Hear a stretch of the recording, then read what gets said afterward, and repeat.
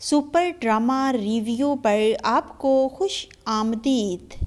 فاسق ڈرامے کی اگلی قسط میں آپ دیکھیں گے کہ عمیر نے انیکا سے شادی کرنے کے لیے ہاں کر دی ہے۔ وہ انیکا کو پرپوز کرتا ہے جس پر انیکا بہت خوش ہوتی ہے اور نسرین بیگم سب کو کھانے پر بلا کر یہ خوشخبری سناتی ہے۔ فاطمہ یہ خبر سن کر بہت خوش ہوتی ہے کہ عمیر سے اس کی جان چھوٹ جائے گی۔ فاطمہ عمیر کے پاس آتی ہے تو اسے دیکھ کر بہت حیران ہوتی ہے جو سر پر ٹوپی لیے قرآن پاک پڑھ رہا ہوتا ہے۔ عمیر میں اتنا بڑا بدلاؤ فاطمہ کے لیے حیران کن تھا، لیکن وہ جانتی تھی کہ جسے اللہ چاہے رائے راست پر لے آتا ہے۔ فاطمہ انیکا کو مبارکباد دیتی ہے کہ میری دعا ہے تم دونوں ہمیشہ خوش رہو، اور انیکا کو جو چاہیے تھا وہ اسے مل رہا ہے، اس لیے وہ تو اور بھی زیادہ مغرور ہو گئی ہے۔ وہ فاطمہ سے کہتی ہے کہ یہ تم اپنے پورے دل سے کہہ رہی ہو یا ہمارا دل رکھنے کے لیے، کیونکہ عمیر میں یہ بدلاؤ انیکا کو بھی حیران کرتا ہے۔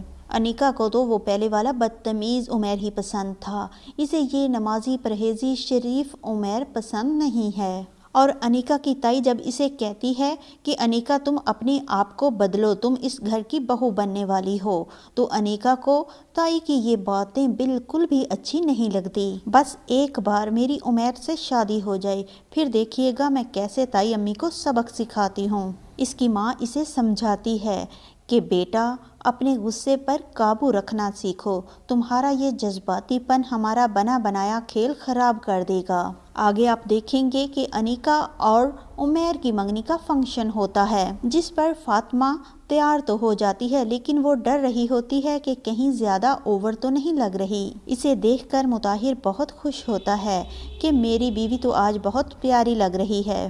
فاطمہ اسے کہتی ہے کہ میں آپ کے ساتھ کھڑی ہو کر ہمیشہ ہی خوبصورت لگتی ہوں۔ ادھر انیکا جب تیار ہو کر اپنے کمرے سے نکلتی ہے تو سامنے فاطمہ کو دیکھتی ہے، وہ بہت خوبصورت لگ رہی ہوتی ہے، تو انیکا اسے دیکھ کر جل بھن جاتی ہے۔ فوراً اسے تانا مارتی ہے کہ تم میری منگنی والے دن اتنا سج دھج کر اس لیے آئی ہو کہ عمیر تمہیں دیکھے۔ فاطمہ اس کی باتیں سن کر دکھی ہو جاتی ہے۔ اتنے میں عمیر بھی وہاں آ جاتا ہے۔ عمیر میرے پاس بیٹھ کر انگوٹھی مجھے پہنا رہا ہو اور دیکھے وہ تمہیں۔ عمیر اس کی باتیں سن کر غصہ کرتا ہے، کیا ہو گیا ہے انیکا، پاگل ہو گئی ہو؟ جس پر انیکا چلاتی ہے، تمہیں کیوں برا لگ رہا ہے؟ کیوں برا لگ رہا ہے تمہیں؟ اس کا مطلب ہے کہ اب بھی تمہارے دل میں فاطمہ ہی بستی ہے۔ فاطمہ کی آنکھیں آنسوؤں سے بھر جاتی ہیں، لیکن انیکا ہے کہ چپ ہونے کا نام ہی نہیں لیتی۔ پسند کرتے ہو اسے، دل سے نکال نہیں پا رہے۔